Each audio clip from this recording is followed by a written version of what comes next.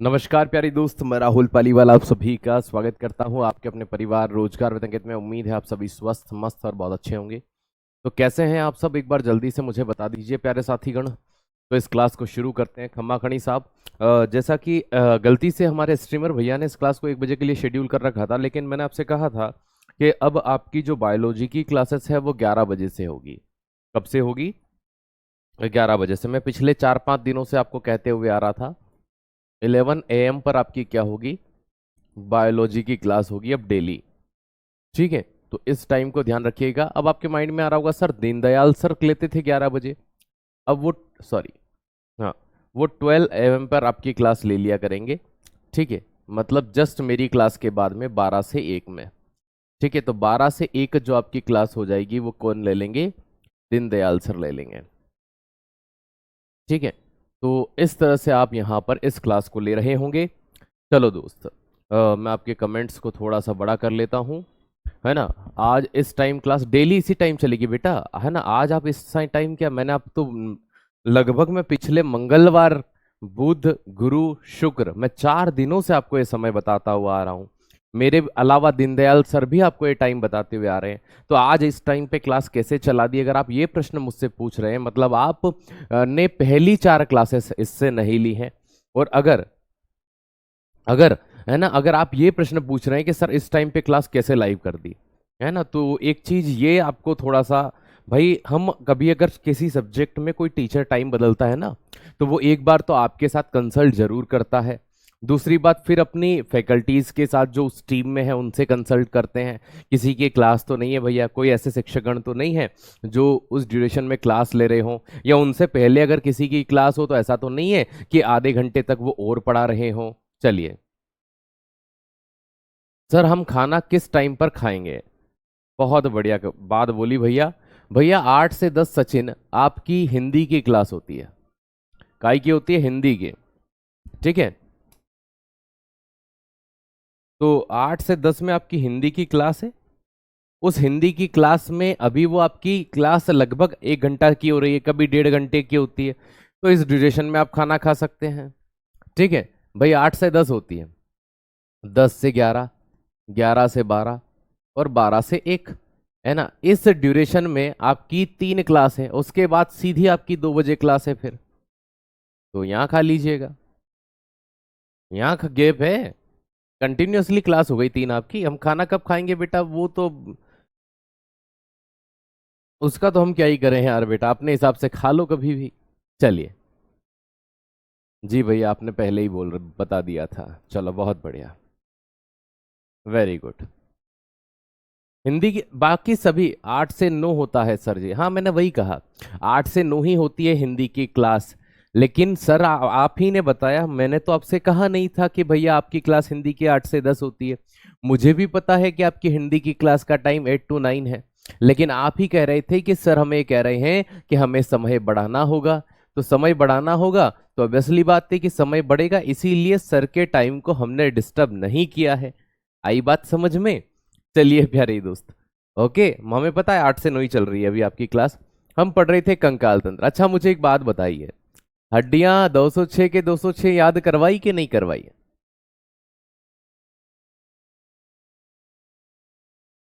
हमने भाई 206 की 206 हड्डियां सारी के सारी पढ़ ली, है ना। जितनी भी हड्डियां हो सकती थी सारी पढ़ ली। अब देखो क्या होता है कि जैसे मान लीजिए मैं अपना हाथ ऊपर कर रहा हूं कि हम सब एक हैं।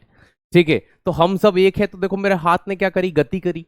तो कभी भी अगर हम गति करते हैं, क्या करते हैं दोस्त? गति करते हैं, मोशन करते हैं। तो गति या मोशन करने के लिए जिस चीज की अहम भूमिका होती है, उसमें पहला, दूसरा और तीसरा 3 पॉइंट होते हैं। पहला पॉइंट जो आता है गति करने के लिए, तो गति करने के लिए सबसे महत्वपूर्ण पहला बिंदु जो होगा प्यारे साथी, वो चीज ध्यान रखिएगा। ठीक है, वो कौन सा होगा? तो गति करने के लिए सबसे पहले अस्थि होनी चाहिए। क्या होनी चाहिए? अस्थि, है ना, जिसे हम क्या कहते हैं भाई साहब? बोन कहते हैं। दूसरी चीज मसल, मांसपेशी। अब मांसपेशियां मैं ऑलरेडी आपको पहले टिश्यू में ही पढ़ा के आ चुका हूं। ह्यूमन बॉडी के अंदर 639 मांसपेशियां पाई जाती है कि हाँ सर, ठीक है, चलो वेरी गुड। ओके, चलो, है ना, तो ये मसल हो गई और इसके बाद आते हैं जॉइंट, संधि। जॉइंट या संधि, अब देखो हमने बोन सारी के सारी पढ़ ली जितनी 206 थी। मसल्स हम ऑलरेडी पहले ही पढ़ के आ चुके हैं, जब हमने क्या पढ़ा था दोस्त, ठीक है, क्या पढ़ा था हमने, ठीक है, जब अब मैंने आपको टिश्यू पढ़ाए थे, उत्तक पढ़ाए थे, मानव शरीर में 639 मांसपेशियां होती है, आप 650 कब लगाएंगे, सबसे बड़ी ग्लूटियस मैक्सिमस होती है, तो ये मसल हो जाती है। और एक होती है संधि अर्थात जॉइंट। अब बात ये निकल करके आता है कि ये जॉइंट या संधि काम कैसे करती है। अब एक इसका एक डायग्राम देखिए थोड़ा सा, ये इस तरह से आपका जॉइंट दिखाई देता है आपको, है ना। इसमें ये जो आपको ये संरचना दिख रही है, ये भी आपकी अस्थि है, बोन है। तो दो हड्डियों को जोड़ने वाली जो संरचना हो जाएगी भैया, सीधी सी बात है, ये भी क्या है, अस्थि है, बोन है। इन बोन में ये एक यहां से कैप्सूल बना, इस कैप्सूल को कहा जाता है साइनोवियल,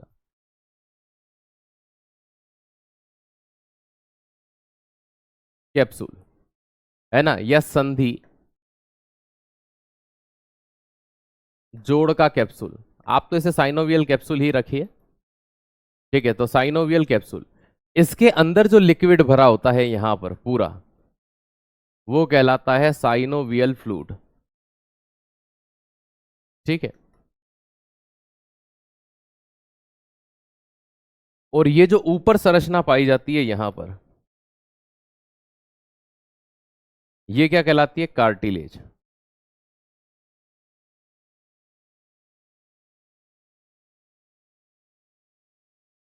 उपास्थि कहलाती है, क्या कहलाती है, कार्टिलेज कहलाती है, उपास्थि कहलाती है। ओके, तो ये इस तरह से हम इसे जानते हैं। अब देखो, आपने बुजुर्गों से सुना होगा, हमने बुजुर्गों से क्या सुना है, कि लकड़ी लेके चलते हैं वो, तो बुजुर्गों ने फरमाया कि हमारे घुटने का ग्रीस खत्म हो गया है, इसलिए अब हमें कुबड़ी का सहारा लेके चलना पड़ता है, लकड़ी का सहारा लेके चलना पड़ता है। तो भाई साहब, वो जो बोलते हैं ना घुटने का ग्रीस खत्म हो गया है, एक्चुअल में वो साइनोवियल द्रव्य होता है। यही द्रव्य इजीली मोमेंटम करवाता है, घूमने में मदद करता है। तो दो चीज होती है कि जब भी बोन और बोन, अस्थि और अस्थि का जो जॉइंट होता है उसे क्या कहते हैं, जब अस्थि और अस्थि का जॉइंट होता है उसे क्या कहा जाता है, तो अस्थि और अस्थि का जो जॉइंट होता है उसको क्या कहते हैं, तो अस्थि और अस्थि के जॉइंट को क्या कहा जाता है दोस्त, याद रखिएगा, ठीक है। अस्थि अस्थि से लगी होती है उसे लिगामेंट कहते हैं।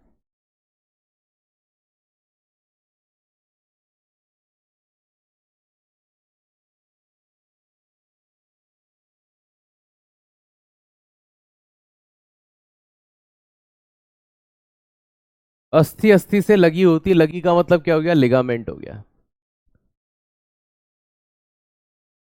अब बोन प्लस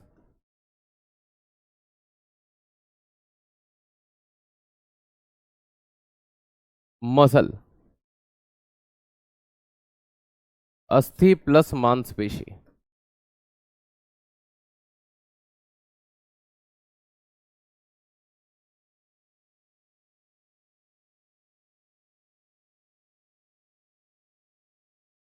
अस्थि और मांसपेशी के जोड़ को क्या कहा जाता है, तो अस्थि और मांसपेशी का जो जोड़ होता है, जो जॉइंट होता है, उसको क्या कहते हैं पता है आपको, तो अस्थि और मांसपेशी के जॉइंट को,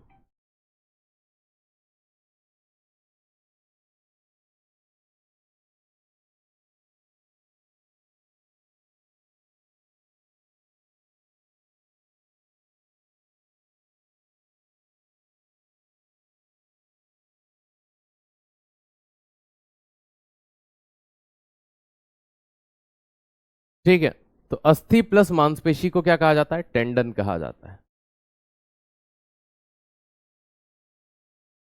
तो ये प्रश्न एग्जाम में अक्सर आता है, तो आप एक ट्रिक याद रखना, ट्रिक याद रखना, अस्थि अस्थि से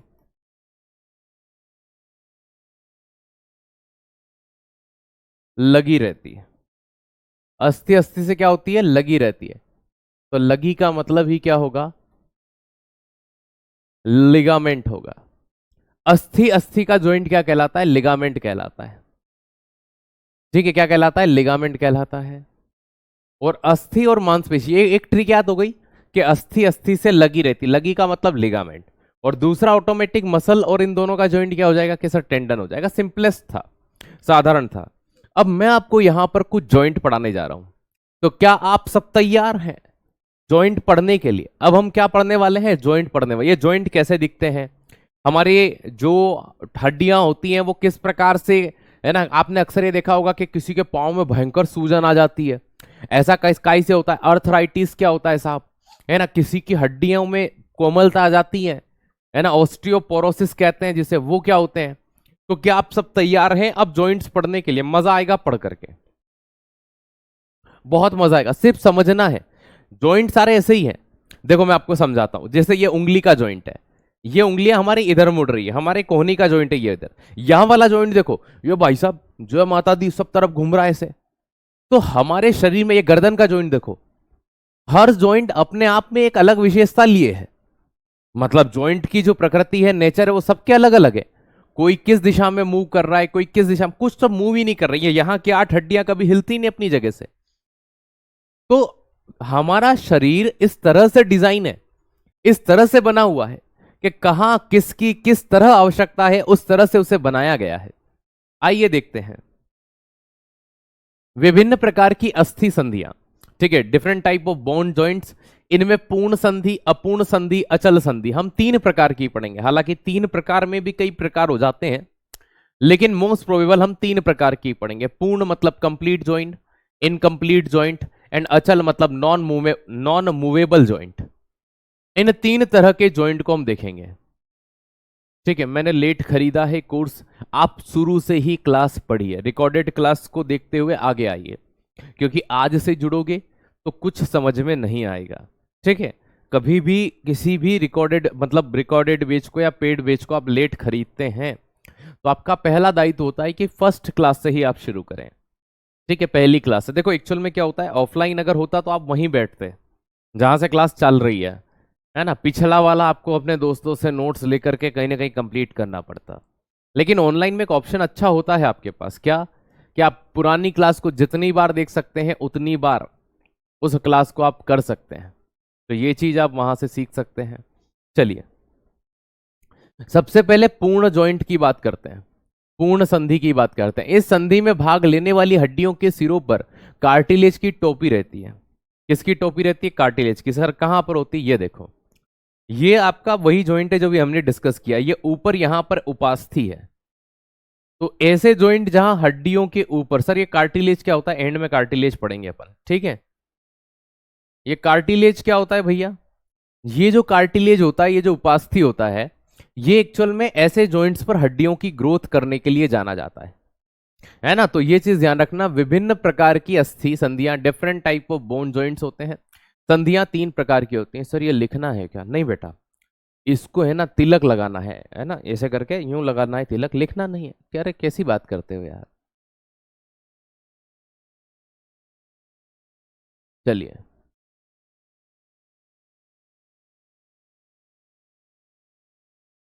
ये टॉपिक का पीछे क्यों लगे होते हैं? देखो मैं आपको एक सिंपलेस्ट बात बताता हूँ। आप 4 टॉपिक पढ़ने के बाद ये बोलना शुरू करते हो सिलेबस सिलेबस सिलेबस सिलेबस। भाई आप एक चीज मुझे बताइए, मुझे कि आपका एग्जाम 1 महीने के बाद ही है, मुझे एक नॉर्मली आपसे एक बात जाननी है। क्या जल्दबाजी अच्छी चीज होती है, कि हम धीरे धीरे जिस रूप रंग में आगे बढ़ रहे हैं वो अच्छी चीज है हमारे लिए? एक सिंपलेस्ट तरीका है, अपने आप से सवाल पूछिए। ठीक है, चलिए, तो ये चीज ध्यान रखिएगा। 3 जॉइंट पढ़ रहे हैं, उसमें पहला आता है पूर्ण संधि या परफेक्ट जॉइंट, है ना। इस संधि में भाग लेने वाली हड्डियों के सिरों पर कार्टिलेज की एक टोपी मड़ी रहती है। दोनों जुड़ने वाली हड्डियों के बीच में थोड़ी सी जगह रहती है, इसमें इसे साइनोवियल कैविटी कहते हैं।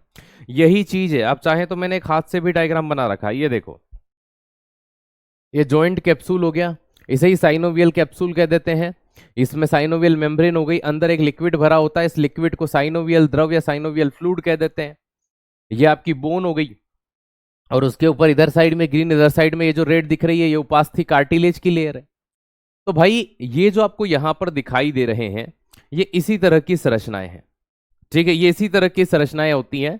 मतलब कंप्लीट जॉइंट वो होते हैं जहां पर है ना साइनोवियल फ्लूइड भी भरा होगा दो हड्डियों के बीच। जैसे ये वाला जॉइंट हमारा, ये परफेक्ट एक प्रकार का कैसा जॉइंट है ना, याद रखिएगा परफेक्ट जॉइंट है ना, पूर्ण संधि के तौर पर, क्योंकि ये इजीली मूवेबल है। यहां सेम इस तरह की घटना देखने को मिलती है। ओके, चलिए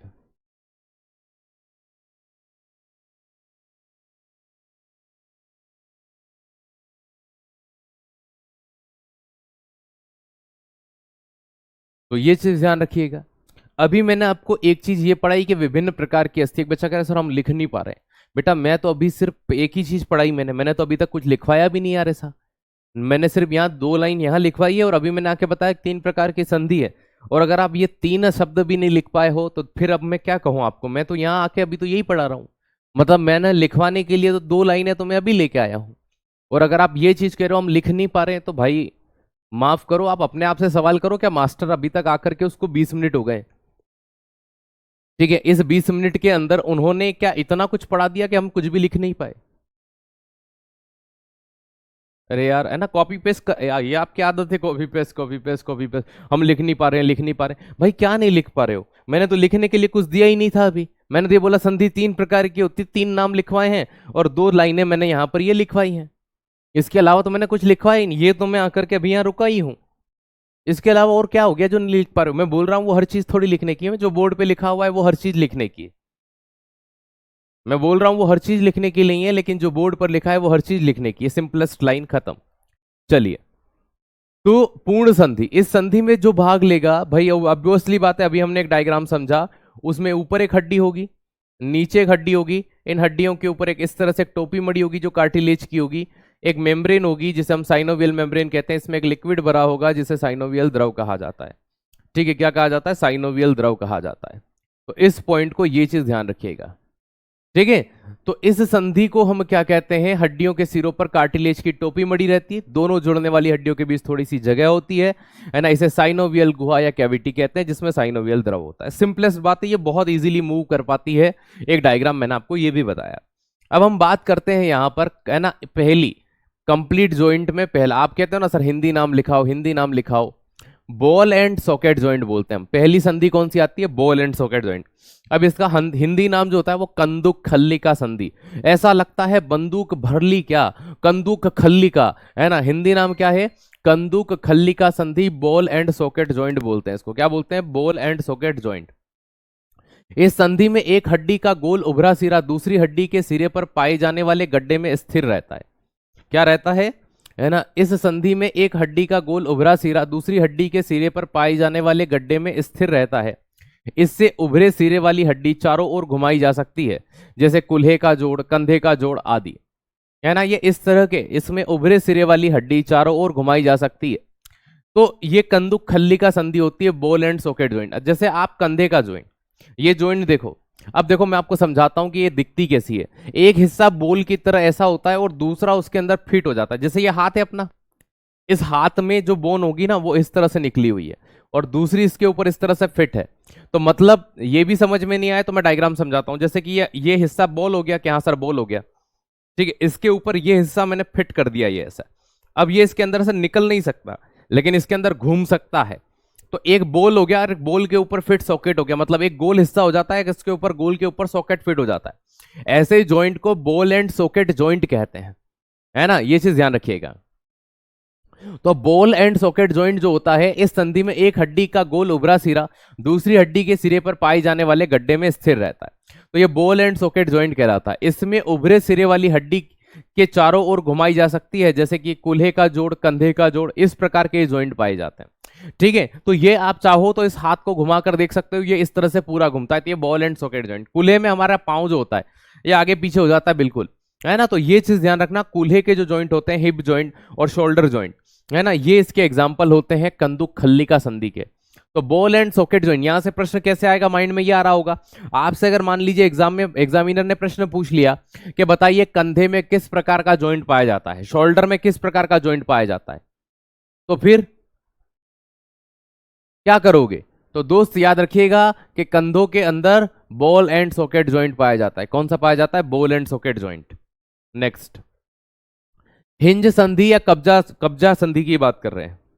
कब्जा संधि की अगर हम बात करते हैं, हिंज संधि की बात करते हैं, यह संधि इस प्रकार फिट होती है, यह संधि इस प्रकार फिट होती है कि दरवाजे के किवाड़ की तरह। जैसे आपने दरवाजा नहीं देखा क्या सर, देखा है, देखो इस तरह से आपको दरवाजा दिखता होगा, जैसे कि ये है बॉक्स, ये बॉक्स सिर्फ एक डायरेक्शन में खुलता है और इधर ही बंद होता है। अब सोचे कि मैं इसके इधर इसको लाऊं तो ये टूट जाएगा, उल्टा नहीं चलता। देखो मैं आपको बताता हूं, आपकी कोहनी, कोहनी से देखो आपका हाथ इधर ही मुड़ता है, आप चाहो तो नीचे मुड़ने की कोशिश करो, नहीं जाएगा, इससे नीचे टूट जाएगा। तो आपका हाथ नीचे नहीं जाता, ऑब्वियसली बात है। इस चीज के बारे में आपने मंथन किया, अभी तक मैंने आपको 2-3 जॉइंट पढ़ाया, उसको अच्छे से देखो, और कब्जा संधि को भी अच्छे से देखो फटाफट।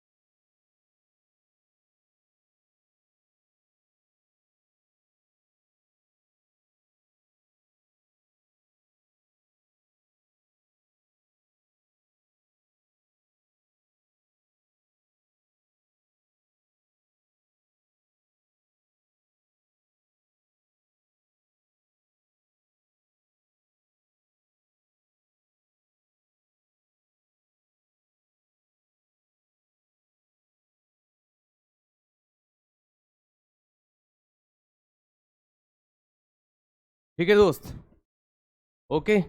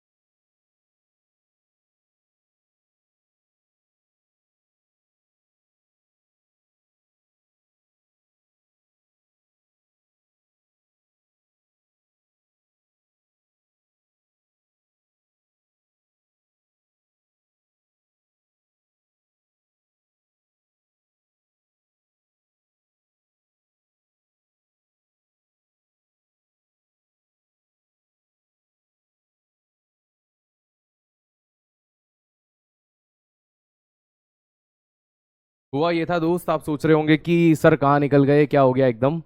तो हुआ ये था कि मेरे पास फ़ोन आ गया था कि सर आपने 1 बजे ही क्लास लगा कि आपने 11 बजे का बोला था। तो मैंने बोला वो क्लास 1 बजे शेड्यूल थी, बाकी की हमने उस टाइमिंग चेंज कर लिया था, वो तो इस संदर्भ में मेरी बात हो रही थी।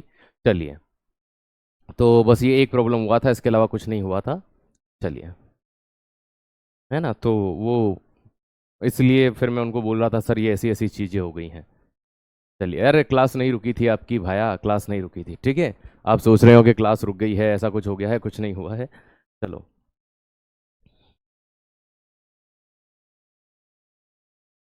चलो, वेरी गुड, है ना, आ गया समझ में। तो बस वही एक चीज़ हो गई, मिसअंडरस्टैंडिंग हो गई थी कि भैया 1 बजे के लिए यही शेड्यूल कर रखी थी, तो फिर मैंने वही चीज़ कर दी थी। यह संधि इस प्रकार की फिट है कि दरवाजे के किवाड़ की तरह एक दिशा में मुड़ती है, जैसे आपका हाथ, आपकी टांग सिर्फ पीछे मुड़ती है, जिस दिन आगे मुड़ जाए समझ लेना कि पट्टा चढ़ेगा। हाथ जिस दिन नीचे मुड़ जाए, उंगली, ये तुसी उंगली है लेकिन ये सिर्फ ऊपर मुड़ती है ऐसे, कभी भी नीचे नहीं मुड़ती। नीचे मुड़ जाएगी तो साहब फिर इसमें भी पट्टी चढ़वानी पड़ेगी। आई बात समझ में आपको कि नहीं आई, क्या असर आ गई। तो यह संधि इस प्रकार की फिट है कि दरवाजे के किवाड़ की तरह केवल एक ही दिशा में पूरी मुड़ती है, ठीक है।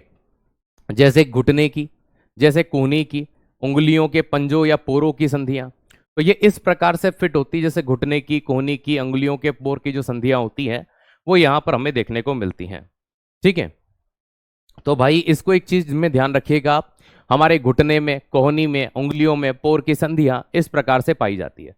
क्या दोस्त, अभी तक मैंने आपको 3 जॉइंट पढ़ाए, ठीक है। पूर्ण संधि में मैंने आपको कंदुक खल्लिका पढ़ाया, है ना, बॉल एंड सॉकेट जॉइंट, भाई सब दिशाओं में घूमता है। दूसरा जॉइंट मैंने आपको कौन सा पढ़ाया प्यारी, मैंने आपको पढ़ाया कब्जा संधि। क्या कब्जा सबको समझ में आ गया? ये वो कब्जा नहीं है जो अपने गांव में लोग बोलते हैं कि हमारे खेत पे इसने कब्जा कर लिया साहब, वो वाला कब्जा नहीं है ये, ठीक है। ये वो वाला कब्जा नहीं है दोस्त, याद रखिएगा। तो क्या ये जॉइंट समझ में आ गया हो तो यस लिख दो, फिर हम आगे बढ़ते हैं। वेरी गुड, चलिए, वाह गुरुजी। ये पहले नहीं पढ़े थे कभी।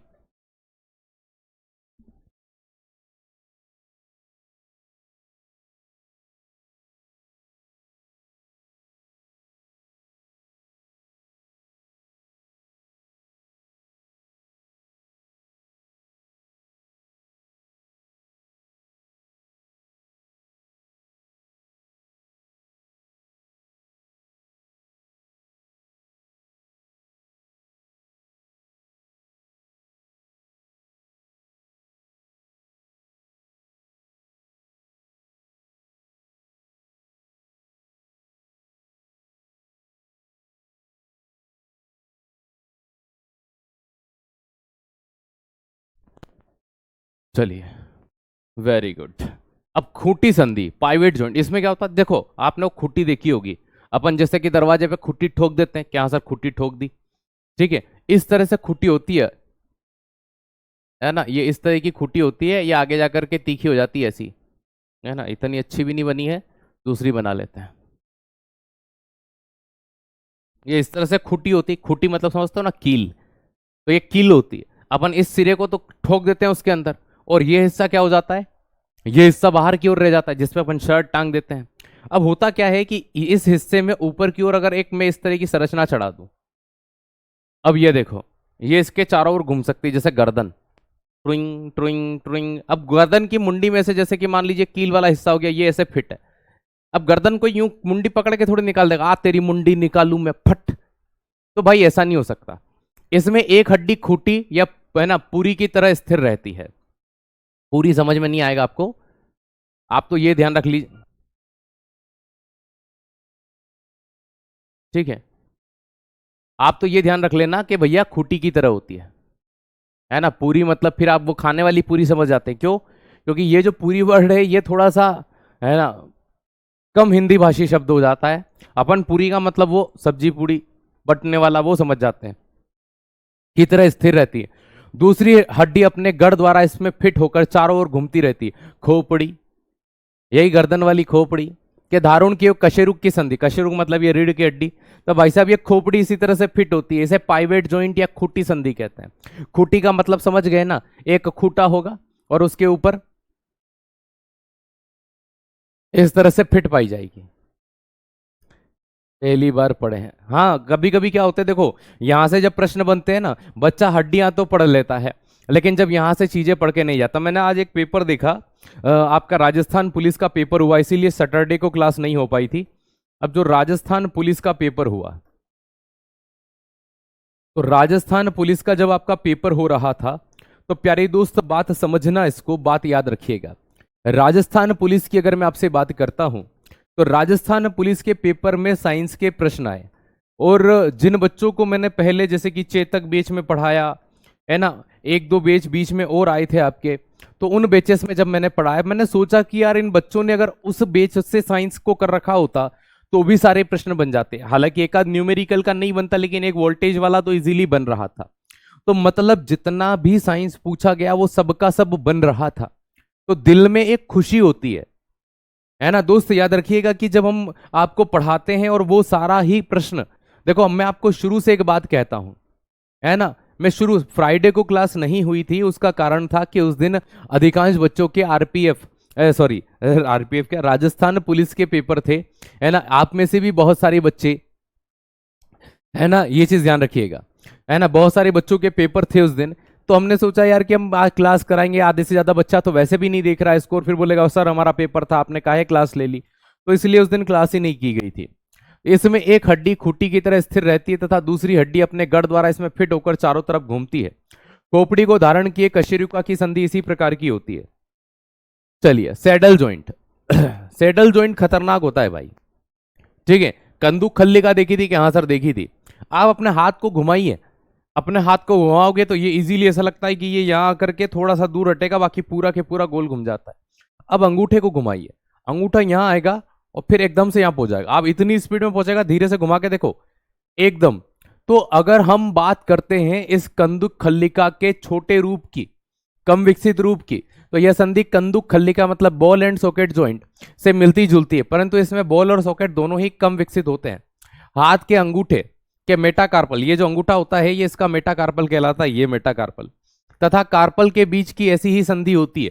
तो ये अंगूठे को अपन मूव कराते हैं तो ये एकदम से वहां पहुंच जाता है ना, मतलब पूरा अच्छे से मूव नहीं करता, पूरे अच्छे से मूव कर जाता तो बॉल एंड सॉकेट ज्वाइंट हो जाता। क्या हो जाता? बॉल एंड सॉकेट ज्वाइंट हो जाता है। तो ये चीज आप यहां पर इजीएस्ट तौर पर ध्यान रखेंगे कि सैडल जॉइंट जो होता है ना, आप सैंडल मत बोल देना इसको, सैंडल लड़कियां पहनती है, यह से ड ल है, SADDLE सैडल। क्या है? SADDLE saddle. हाँ, साइंस तीनों ही मैं ही करवाऊंगा आपको, ठीक है, राजस्थान में मेरे ही हाथ में है। अगला, ठीक है, ये यहां तक कोई दिक्कत मुझे नहीं लगता। ये देखो जितने भी जॉइंट आपने पढ़े, हमने कौन सा जॉइंट पढ़ा था? नंबर 1 पर कंप्लीट जॉइंट, कंप्लीट में मैंने एक कंदुक खल्लिका पढ़ाया, नंबर 2 पर कब्जा पढ़ाया, नंबर 3 पर पाइवेट पढ़ाया, नंबर 4 पर सैडल पढ़ाया। अभी तक आपने 4 जॉइंट पढ़े। कितने पढ़े? 4। पहले मतलब 3 पढ़ रहे हैं, पहले में पहले के 3 प्रकार 4 प्रकार थे ये। इसके अलावा भी और प्रकार होते हैं, लेकिन हम पढ़ उतने ही रहे जो हमारी एग्जाम के काम के। मतलब ह्यूमन बॉडी बड़ी खतरनाक चीज है दोस्त, है ना, हमारा शरीर बड़ा ही अच्छी, है ना, अलग अलग प्रकार के इंटीग्रेशन के साथ में इसको बनाया गया है। अपूर्ण संधि इम्परफेक्ट जॉइंट की मैं बात करता हूं आपसे, ठीक है। तो अपूर्ण संधि या इम्परफेक्ट जॉइंट जो होता है, अगर मैं इसकी आपसे बात करूं, तो इस प्रकार की संधि में दोनों हड्डियां केवल उपास्थि मतलब कार्टिलेज के द्वारा एक दूसरे से जुड़ी होती है। कितनी खतरनाक बात है, देखो दोनों हड्डियां केवल कार्टिलेज के माध्यम से जुड़ी होती हैं। अपूर्ण इम्परफेक्ट, इनमें कोई लिक्विड नहीं होता। जैसे हाथ की कोहनी में यह कितनी गति कर रही है, यहां लिक्विड चाहिए, लेकिन ये जॉइंट जहां पाए जाते हैं वहां पर नहीं चाहिए। क्यों नहीं चाहिए? जैसे कूल्हे की वो आपकी, है ना, कूल्हे की हड्डी होती है जिसका नाम पेल्विक होता है, उसकी जॉइंट, उसकी खुद की 3 हड्डियां आपस में, उनको इतना मूवमेंट की जरूरत ही नहीं, इसलिए इम्परफेक्ट जॉइंट कहते हैं। अपूर्ण जॉइंट के मतलब थोड़ा बहुत हिल डुल लेंगे ये, है ना। तो ये चीज आप यहां पर देखिएगा। तो सैडल जॉइंट यह संधि कंदुक खल्लिका संधि से मिलती जुलती है, परंतु इसमें बॉल और सॉकेट दोनों ही कम विकसित होते हैं। हाथ के अंगूठे की मेटाकार्पल तथा कार्पल के बीच जैसी संधियां पाई जाती हैं। चलो अगला, अपूर्ण संधि इम्परफेक्ट जॉइंट की बात करते हैं। इस प्रकार की संधि में दोनों हड्डियां केवल कार्टिलेज द्वारा एक दूसरे से जुड़ी होती हैं। इनमें गति बहुत ही क्या होती है? लिमिटेड होती है। है ना, सीमित गति होती है, ज्यादा गति नहीं होती, लिमिटेड गति होती है। तो इसमें गति बहुत ही सीमित होती है।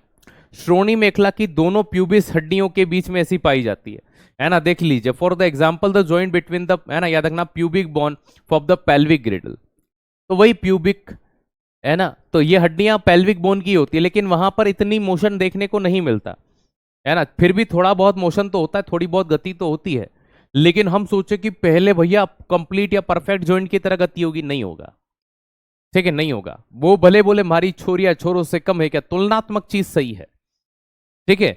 आप सारी चीजें उनसे करवा सकते हो, काम करवा सकते हो, इक्वलिटी ला सकते हो, अपना लालन पालन पोषण करवा सकते हो, वो आपके घर में आगे लेकर जा सकती हैं, लेकिन एक डिफरेंस हमेशा बना रहेगा जेंडर का, मेल और फीमेल का, ठीक है, वो नहीं हो सकता, है ना। ये चीजें बेसिक सी ध्यान रखिए कि प्रश्न कैसे बनते, भाई वही तो बता रहा था। अब पूछ लेंगे हाथ की कोहनी में कौन सा जॉइंट होता है, पांव घुटनों में कौन सा जॉइंट होता है, ऐसे प्रश्न बनते हैं। लोकेशन बताएंगे आपको और पूछेंगे बताइए गर्दन में कौन सा जॉइंट होता है। ये इस तरह से, ये जो मैंने एग्जाम्पल लिख रखे हैं ना जगह जगह पर, ये उदाहरण, ये जैसे जैसे कर करके यही आपके प्रश्न बनेंगे। ये हाथ के अंगूठे की मेटाकार्पल में, ये यहां पर नीचे, है ना, गर्दन वगैरह में चारों तरफ घूमती है वो खोपड़ी, अंडरलाइन करके आया था आगे। ये जैसे घुटने में, कोहनी में। चलो, अचल, अचल का मतलब जो कभी चले ही ना, इमूवेबल जॉइंट। इनमूवेबल जॉइंट में ऑलरेडी आपको पहले ही पढ़ा कर आ गया था, ठीक है। आपको मैंने जब क्रेनियल बोन पढ़ाई थी, कपाल की अस्थि पढ़ाई थी, कहां पढ़ाई थी, खोपड़ी की हड्डियां, मुख्य रूप से मैंने आपको क्रेनियल बोन याद रखना, इनमें भी कौन सी, क्रेनियल।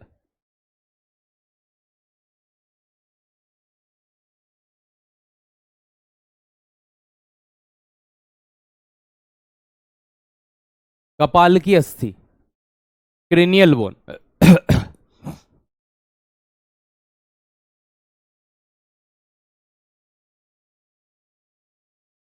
इसमें हड्डियां, ठीक है, सीवन मतलब सूट्रस द्वारा परस्पर जुड़ी रहती है और हिलने में डुलने में असमर्थ होती है। सर ये है ना, सिनवन क्या होता है, देखो मैं आपको एक चीज समझाता हूं कि फिट इस प्रकार से कर दिया जाए हड्डियों को कि वो मूव नहीं कर सकती। जैसे ये समझ लो, ये यहां पर, ये आपका ये हाथ है, दिख रहा है, इस हाथ के ऐसे जॉइंट समझ लो, और ये मैं यहां पर इस हाथ को ऐसे जोड़ दिया मैंने।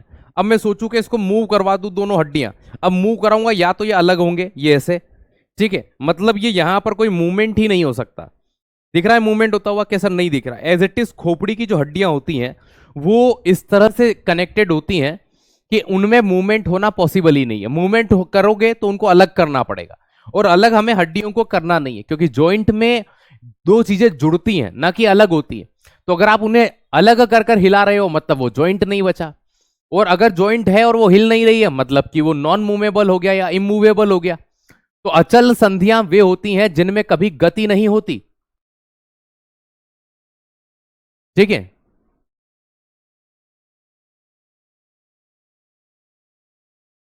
ओके, तो अचल का मतलब क्या होता है, सब नाम में ही लिखा हुआ है।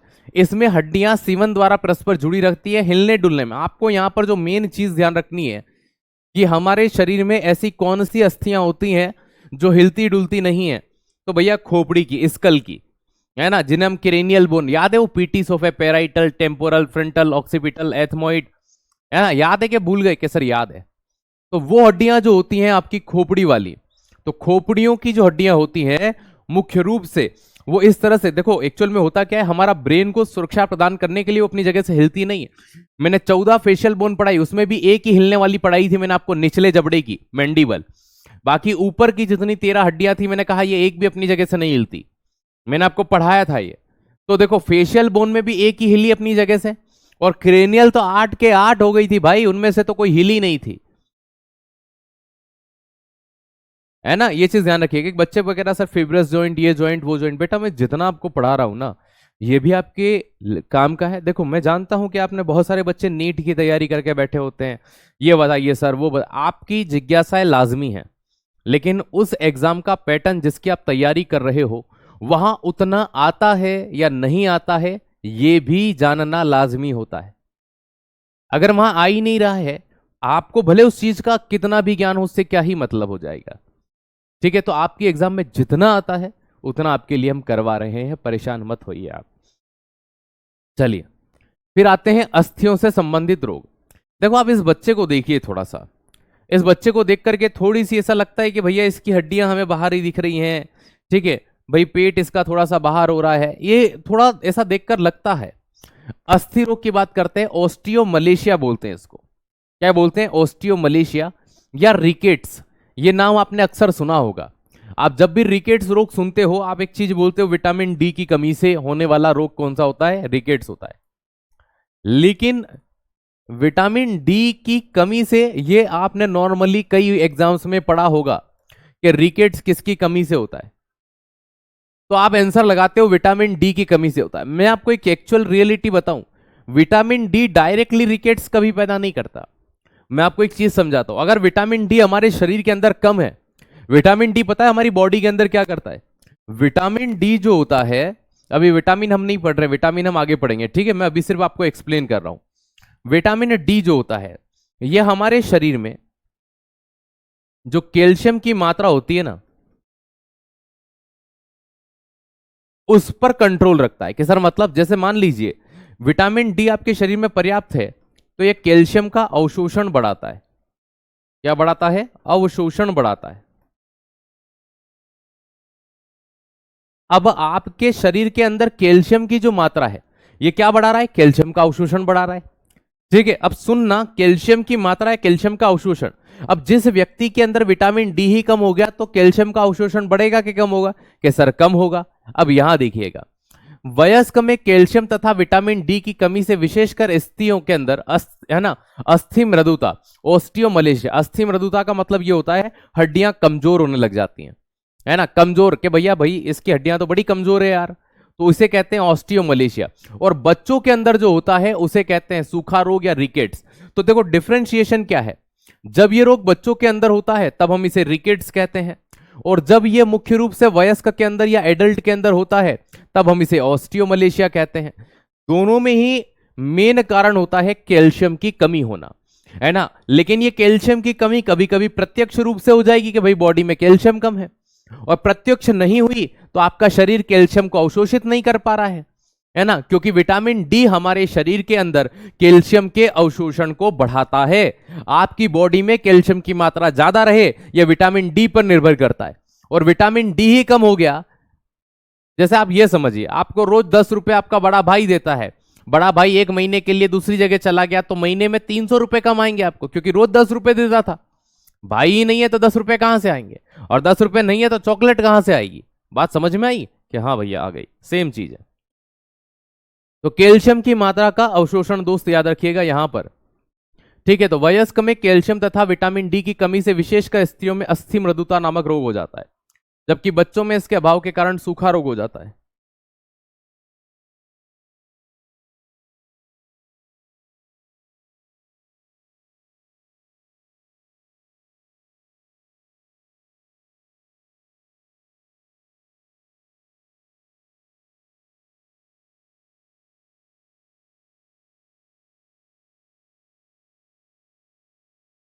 चलो, ऑस्टियोपोरोसिस, यहां देखो, दोनों एक ही है क्या? अरे बेटा पहले पढ़ो तो तुरंत समझ में आ जाएगा। वयस्क का मतलब तुम जैसे बच्चों की बात हो रही है।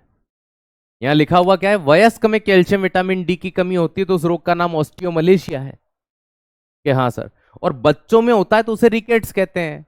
यहां समझो ना, यहां एक्सप्लेन किया हुआ है, दोनों एक कैसे हैं? अलग अलग हैं। बच्चों में जब ये रोग होता है कैल्शियम की कमी ही दोनों के अंदर, लेकिन बच्चों में इसे सूखा रोग या क्रिकेट्स कहा जा रहा है। लेकिन जब हम जैसों में होता है तो हमें सूखा रोग नहीं कहलाता, हम में कहलाता है ऑस्टियोमलेशिया। तो भाई बच्चों में अलग नाम से जाना जाएगा, और छोटे बच्चों में अलग नाम से जाना जाए, मतलब वयस्क में अलग नाम है इसका, है ना, ऑस्टियोमलेशिया। और बच्चे जो होते हैं छोटे छोटे, ये इस साइज के बच्चे देख लीजिए आप, ये वाले, इनका शरीर ऐसा कुपोषित जैसा लगने लगता है, ऊपर से हड्डियां क्लियरली विजिबल हो रही है, तो ये सूखा रोग इसलिए कहा जाता है। वयस्क में शरीर ऐसा नहीं दिखता है, ठीक है। अवशोषण क्या होता है? अवशोषण, आप एक जूस की गिलास लेकर के एक स्ट्रो उसमें डाल करके चूसना, ऐसे कहां सर चूस लिया हमने, वो अवशोषण मतलब ग्रहण करना। आ गई समझ में कि सर अब ये कैल्शियम का अवशोषण ऐसे होता है? नहीं, मैंने आपको एग्जाम्पल दिया है ना। अवशोषण मतलब जो भी आप खाना खा रहे हो उसमें अगर कैल्शियम की मात्रा है तो उस कैल्शियम को अपने शरीर के लिए ले लेना, इसे कहते हैं अवशोषण, एब्जॉर्प्शन। ऑस्टियोपोरोसिस, देखो आप यहां दो तरह की बोन देख रहे हैं। पहली वाली बोन एकदम नॉर्मल बोन है ना, इसमें किसी प्रकार की कोई दिक्कत नहीं है। एक सामान्य व्यक्ति की जो हड्डियां होती हैं वो इसी तरह की होती हैं। लेकिन दूसरी इमेज में आप देख पा रहे होंगे कि यह हड्डी बीच में से कहीं कहीं पर इस तरह से बहुत सारी खोखली दिखाई दे रही है।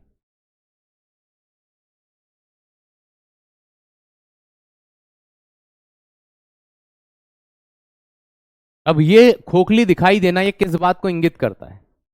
खोखली दिखाई दे रही है ना, ये इस बात को इंगित करता है कि भाई साहब इसकी हड्डियों में जगह जगह पर छेद है। तो ऑस्टियो का अर्थ ही क्या होता है? ठीक है, पोरस, पोरस का मतलब छेद, मुलायम या छिद्रयुक्त।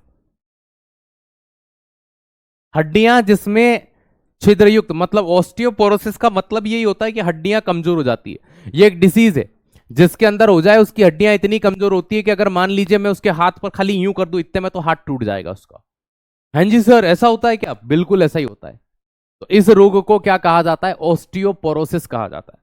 देखो, ऑस्टियो का मतलब हड्डी से होता है, क्योंकि ऑस्टियोलॉजी हड्डी होती है, और पोर का मतलब छिद्र होता है, पोरस का मतलब छिद्र होता है। तो ऑस्टियोपोरोसिस क्या हो गया? छिद्र युक्त। क्या हो गया? छिद्र युक्त। ठीक है, ओके।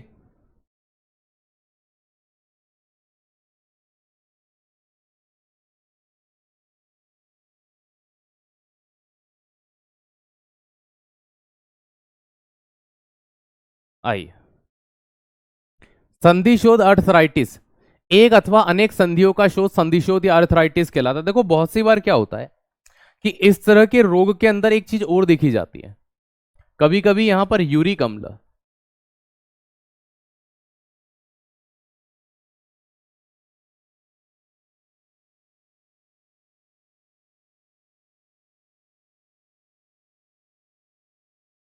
है ना, घुटनों के अंदर इन जगह पर, जैसे ये नॉर्मल है, और ये देखिए अगर किसी व्यक्ति विशेष के अंदर, है ना, घुटनों के अंदर यूरिक एसिड का भंडारण होना शुरू हो जाए, किसका शुरू हो जाए? यूरिक अम्ल का।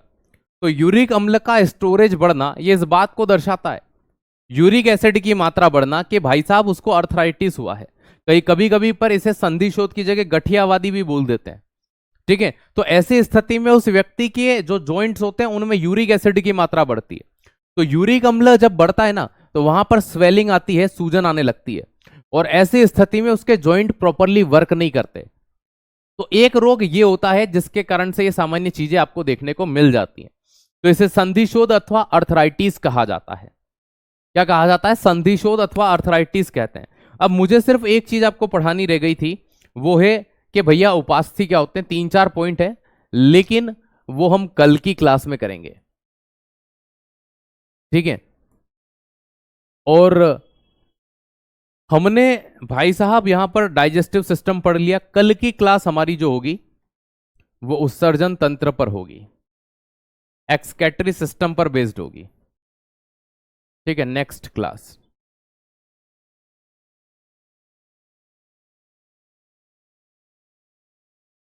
तो हमारी जो नेक्स्ट क्लास होगी वो किस पर बेस्ड होगी? एक्सक्रेटरी सिस्टम पर, उत्सर्जन तंत्र पर। चलिए, ओके।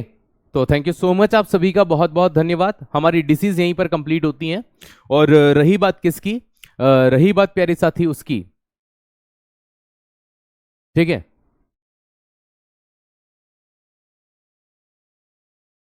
अर्थराइटिस किसी भी जॉइंट में हो सकता है, यहां भी हो सकता है, यहां भी हो सकता है। ठीक है, मैंने घुटने का तो एग्जाम्पल दिया है, जरूरी थोड़ी घुटने में। सबसे ज्यादा घुटने और हाथ की कोहनियों में देखने को मिलता है ना, ये चीज ध्यान रखिए, सबसे ज्यादा यहां देखने को मिलता है। थैंक यू सो मच, जय हिंद जय भारत। चलिए, एसआई में कितने बेटा हम शुरू में ही बता दिए, रोज की क्लास में पूछने से प्रश्न की संख्या नहीं बढ़ जाती है ना। आपने शुरुआत में मैंने बताया कितने प्रश्न आते हैं। एक बार क्लासेस को देख लीजिए और अपनी कॉपी पे लिख लीजिए, कभी भी ऐसी जिज्ञासा दोबारा जागृत हो तो उसी को पढ़ लीजिएगा। थैंक यू सो मच, जय हिंद जय भारत।